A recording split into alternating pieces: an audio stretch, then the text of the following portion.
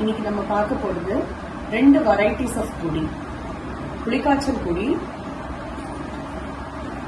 புளிச்ச கீரையில பொடி. இதெல்லாம் லஞ்ச் பாக்ஸ்க்கு கொடுக்கறதுக்கு ரொம்ப ஈஸியான பொடி. இப்போ மெஷர்மெண்ட்ஸ் பார்த்துடலாம், அதுக்கப்புறமா ப்ரிப்பரேஷனுக்கு போகணும். இதுதான் நம்ம அளவுக்கு எடுத்திருக்க ஸ்பூன். இந்த ஸ்பூனால கடலைப்பருப்பு 2 ஸ்பூனால கடலைப்பருப்பு 2 பங்கு போட்டிருக்கேன். அதே ஸ்பூனால உளுத்தம்பருப்பு அதுவும் 2 பங்கு.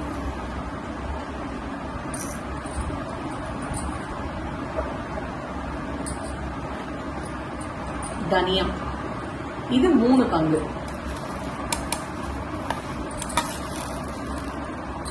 1 2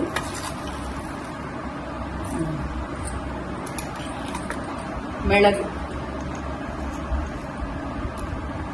3/4 ஸ்பூன் மிளகு.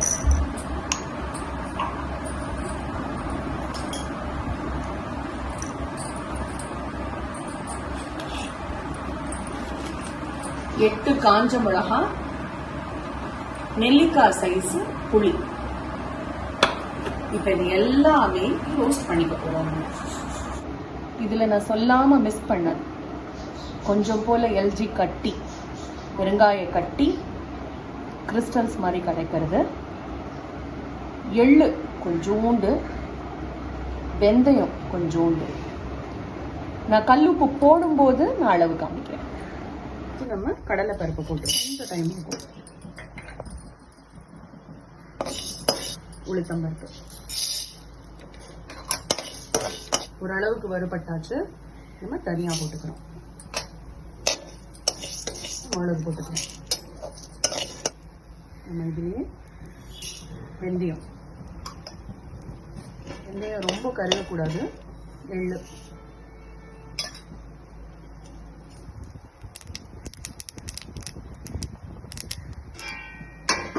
எல்லாமே வறுபட்டாச்சு. பிளேட்டுக்கு மாற்றிக்கலாம்.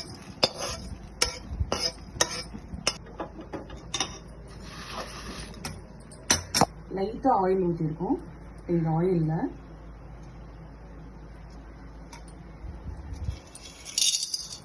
பெருங்காயம், கட்டி பெருங்காயம் போட்டிருக்கோம்.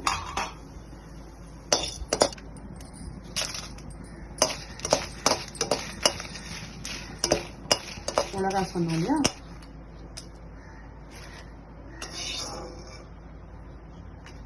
புளி. நம்ம எல்லாத்தையும் ஃப்ரை பண்ணியாச்சு. ஆறினதும் நம்ம கிரைண்ட் பண்ணிட்டோம்.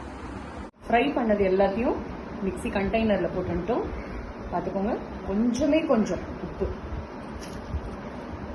புளிக்காய்ச்சல் பொடி ரெடி.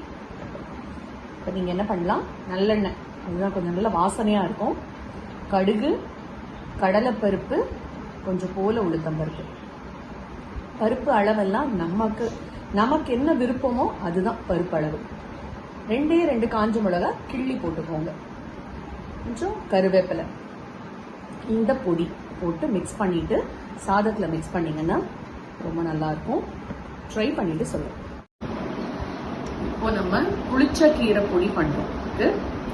அதே மெஷர்மெண்ட், அதே ஸ்பூன் தான். 1 சேம் 2. உளுத்தம்பருப்பு மட்டும் கொஞ்சம் ஜாஸ்தியா போட்டுக்கலாம், அது வாசனை நல்லா இருக்கும். 1 2 கொஞ்சம் 2.5 ஸ்பூன்.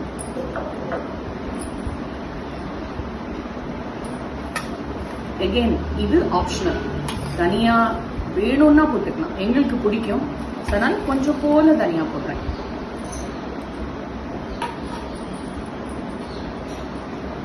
இதுக்கு மிளகு வேண்டாம். நான் முன்னாடியே பெருங்காயம் எடுத்து வச்சிருக்கேன், பெருங்காய கிறிஸ்டல் எடுத்து வச்சிருக்கேன். ஒரு 5-6 பல்லு பூண்டு. நான் இத்தனை போட போறது கிடையாது, ஒரு 5-6 போடுவேன் நான். இந்த சின்ன பூண்டு போடும். இது எகெயின் ஆப்ஷனல். வேணும்னா உங்களுக்கு வந்து பூண்டு பிடிக்கும்னா போட்டுக்கலாம், இல்லைன்னா பூண்டு பிடிக்கலன்னா போட்டுக்க வேண்டாம். இதை அப்படியே அவாய்ட் பண்ணிக்கலாம். நான் ஒரு 4-5 பல்லோ இல்லை 5-6 பல்லோ நான் போடுவேன் நான் வாசனைக்கு. ப்ளஸ் அது டைஜஷன். புளிச்சக்கீரை அலம்பி நல்லா காத்துல கொஞ்சம் நேரம் நான் ஆற போட்டுட்டேன். இது அப்படியே நம்ம ரோஸ்ட் பண்ணணும். இதெல்லாம் ரோஸ்ட் பண்ணிட்டு இதையும் ரோஸ்ட் பண்ணணும். நெக்ஸ்ட் மிளகா 2, 5, 6, 7, 8. திரும்பவும் சொல்றேன், நமக்கு காரம் உங்களுக்கு ஜாஸ்தி வேணும்னா இன்னும் 2 மிளகா கூட போட்டுக்கலாம். இல்லை எனக்கு சட்டிலா போறோம் அப்படின்னா இந்த 8ங்கிறத விட நீங்க கூட கொஞ்சம் குறைச்சிக்கலாம். நம்ம பருப்பெல்லாம் நிறைய போடுறதுனால காரம் ரொம்ப தெரியாது. இதெல்லாம் கொஞ்சம் ஃப்ரை ஆனதும் தென்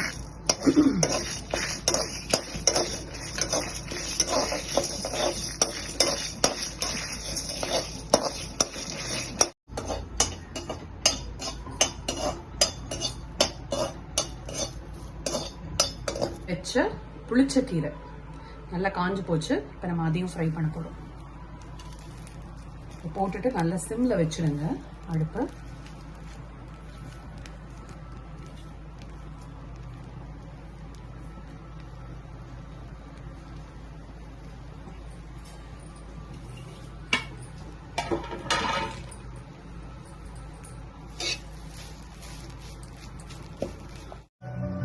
பருப்பு,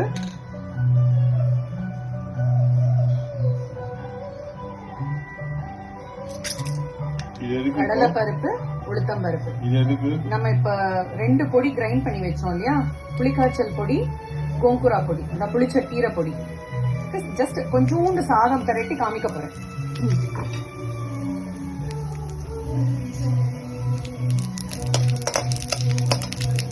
வந்து நம்ம சாதம் வடிச்சு வச்ச சாதத்தை நான் 2 பார்ட்டிஷனா நான் எடுத்துக்கிறேன். கொஞ்சமே கொஞ்சம் தான் சாதம் போட்டு எல்லாருக்கும் எப்படி அது வருதுன்னு காமிக்கிறதுக்கு. முதல்ல ஃப்ரை பண்ணி வச்ச காஞ்ச மிளகாய் லைட்,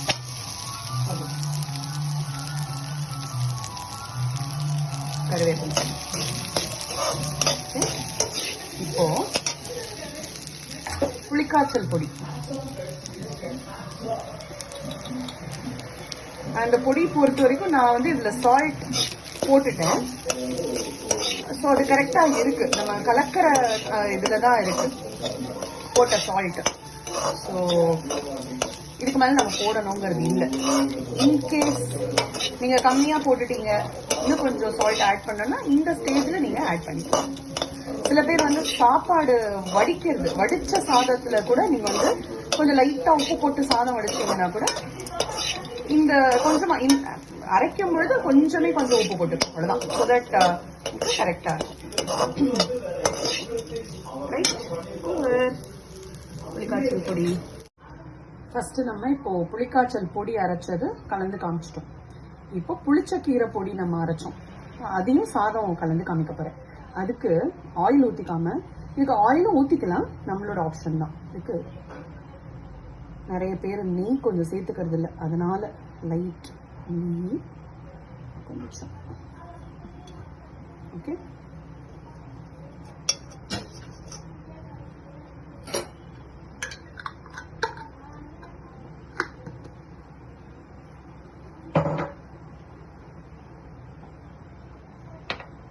அதே மாதிரி ப்ரிப்பரேஷன் தான். கடலைப்பருப்பு,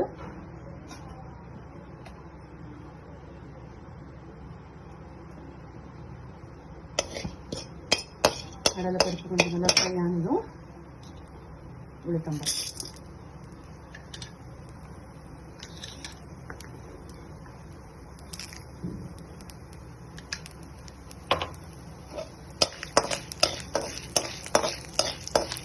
பாருங்க, இதுதான் இந்த புளிச்ச கீரை பொடி. நான் கொஞ்சம் தான் போட்டு பண்ணேன் இல்லையா, ஸோ அதனால இதுதான் வந்திருக்கு. இது ஒரு கண்டெய்னரில் போட்டு ஸ்டோர் பண்ணிப்போம். சிமிலர்லி இது நம்ம புளிக்காய்ச்சல் பொடி. ஓகே, ஐ திங்க் அது ஃப்ரை ஆகிடுச்சு.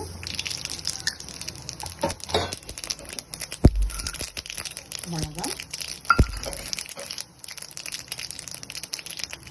கோங்குரா பொடி, அதாவது புளிச்ச கீரை பொடி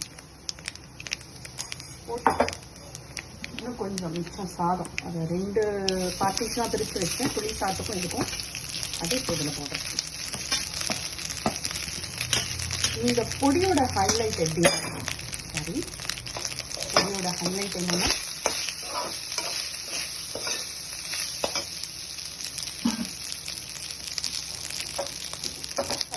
அதான் திரும்பி சொல்றீங்க. நான் வந்து கிரைண்ட் பண்ணும்போது உப்பு போட்டுட்டு தான் இந்த பொடியெல்லாம் கிரைண்ட் பண்ணியிருக்கேன்.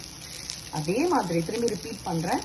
லைட்டா உப்பு போட்டுக்கணும்னா நீங்க லைட்டா உப்பு போட்டுட்டு பொடி பண்ணி வச்சுக்கோங்க. சாப்பாடு வடிச்சு சாப்பிட்றவங்களா இருந்தா இந்த மாதிரி கலந்த சாதம் பண்ணும் பொழுது அந்த சாப்பாடுல உப்பு போட்டுட்டு நீங்க வந்து வேக போடுங்க. சாப்பாடுல உப்பு ஏறிடும். இந்த பொடி போட்டு நீங்க திரட்டும் பொழுது கரெக்டா இருக்கும். ஸோ கொஞ்சோண்டு இதில் போட்டுக்கிறேன்.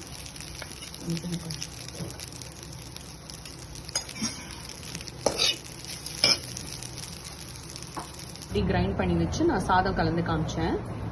புளிக்காய்ச்சல் பொடியில் இப்போ பெரட்டின புளிக்காய்ச்சல் சாதம் அண்ட் புளிச்ச கீரை பொடி பண்ணோம் இல்லையா, அதுலேயும் பெரட்டின சாதம். சூப்பர்.